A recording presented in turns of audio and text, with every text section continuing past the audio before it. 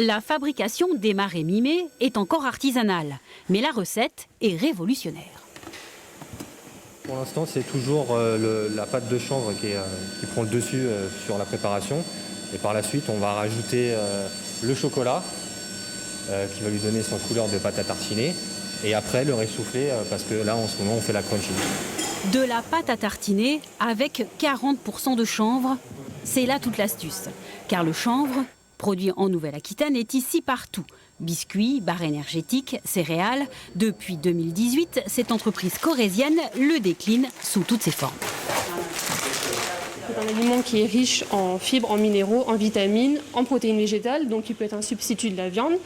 Toutes ces substances-là sont contenues dans la graine de chanvre et la fleur de chanvre, quant à elle, contient du CBD qui est considéré comme un myorelaxant par les médecins et qui permet donc de favoriser le sommeil, la récupération musculaire, qui permet aussi d'agir sur le stress.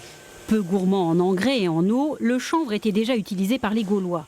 Mais depuis, la réglementation a bien changé, notamment pour la partie supérieure de la plante, où l'on trouve le CBD ou cannabidiol. La substance utilisée ici en huile ou en tisane ne crée pas de dépendance, mais elle est tout de même très surveillée.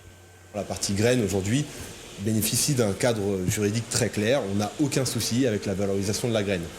La partie feuilles et fleurs de chanvre que vous voyez ici, réduite en poudre pour faire des infusions, elle, aujourd'hui, on est encore obligé de l'importer puisque le cadre réglementaire français n'a pas encore évolué et ne permet pas à nos agriculteurs de le valoriser dans un cadre réglementaire. Le dernier arrêt de la Cour de cassation, qui autorise la commercialisation du CBD en France, offre donc de nouvelles perspectives à ce marché estimé à environ 1 milliard d'euros.